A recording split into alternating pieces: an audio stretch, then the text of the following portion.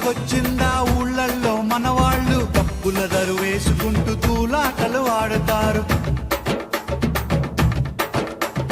సదరు పండగొచ్చిందా పట్నంలో ప్రతివారు పోతులాడిస్తూ దిల్కుషీలు చేస్తుంటారు. ఎవడేమి అంటే మనకేమిటన్నా, ఎవడేమి అంటే మనకేమిటన్నా, జాషువా విశ్వనరుడు నువ్వేరన్నా, ఎప్పుడు నువ్వేరన్నా. రారాజు గాకురమా అన్నయ్య, నసీరు అన్నయ్య, ముద్దుల కన్నయ్య, అరే మన రోజు మనకుంది మన్నయ్య.